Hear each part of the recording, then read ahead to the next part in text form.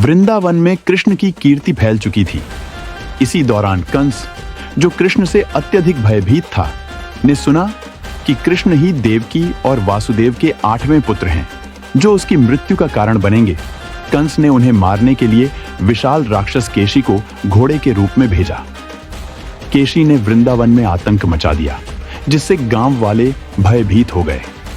कृष्ण ने अदम्य साहस दिखाते हुए केशी का सामना किया। उन्होंने अपने प्रबल वार से उसकी दांतें तोड़ दी और फिर उसके मुंह में अपनी कोहनी डालकर उसे घुटन से मार डाला। केशी की मौत के साथ कृष्ण ने वृंदावन को सुरक्षित किया और केशव के नाम से प्रसिद्ध हुए। वृंदावन में एक गरीब फल बेचने वाली थी। एक दिन वो एक भी फल नहीं बेच पाई। मजबूर होकर वो घर घर जाकर फल बेचने लगी। उसी समय छोटे कृष्ण घर पर थे। उन्होंने फल बेचने वाली की आवाज सुनी और खरीदने की इच्छा से दौड़कर अंदर गए।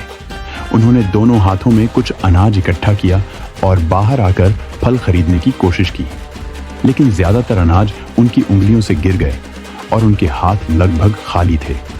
कृष्ण ने उसे मासूमियत भरी नजरों से देखा और जो थोड़े से अनाज बचे थे वो उसे दे दिए। फल बेचने वाली कृष्ण की इस मासूमियत से इतनी खुश हुई कि उसने बिना कुछ सोचे समझे कृष्ण के दोनों हाथ फलों से भर दिए।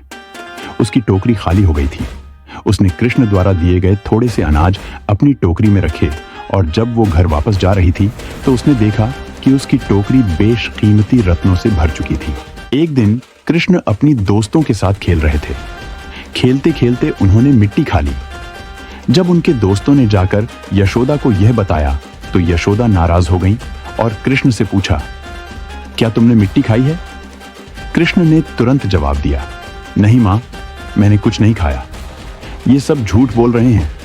लेकिन यशोदा ने उनकी बातों पर यकीन नहीं किया और कहा, अगर तुमने कुछ नहीं खाया तो अपना मुंह खोलो, मैं खुद देखूंगी। कृष्ण ने आज्ञा मानते हुए मुंह खोल दिया।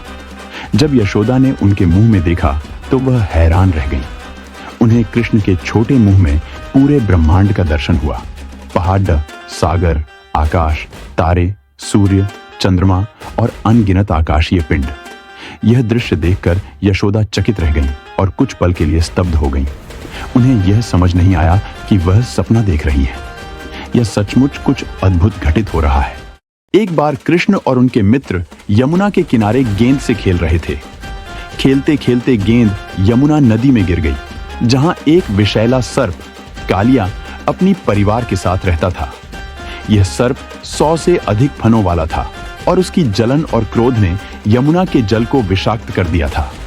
कृष्ण ने तुरंत नदी में छलांग लगाई ताकि गेंद वापस ला सकें। जैसे ही वह पानी में उतरे, उनका सामना कालिया से हुआ।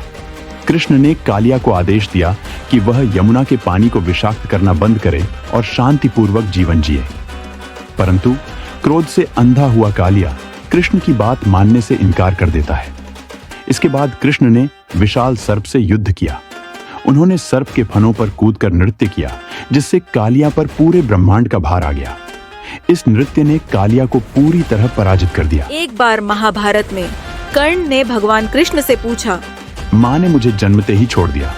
गुरु द्रोण ने शिक्षा नहीं दी क्योंकि मैं क्षत्रिय नहीं था। परशुराम ने सिखाया, पर अंत में शाप दिया। द्रौपदी के स्वयंवर में मेरा अपमान हुआ और कुंती ने सच तब बताया जब उसे अपने पुत्रों की चिंता थी। मेरे जीवन में जो कुछ भी मिला वो दुर्योधन की कृपा से मिला। तो क्या मैं गलत हूँ उसके साथ खड़ा होकर? भगवान कृष्ण मुस्कुराए और जवाब दिया, मैं भी कठिनाइयों में पैदा हुआ। जन्म से पहले ही मौत मेरा इंतजार कर रही थी। माता पिता से दूर रहा, शिक्षा भी देर से मिली और जिसे प्रेम करता था वो नहीं मिली। जीवन किसी के साथ न्याय नहीं करता, अन्याय सबके हिस्से आता है। पर सही क्या है, इसका निर्णय तुम्हारी अंतरात्मा करती है। कठिनाइयां तुम्हें गलत रास्ते पर चलने का अधिकार नहीं देती। सही दिशा में उठाया गया कदम ही तुम्हारी सच्ची नियति है।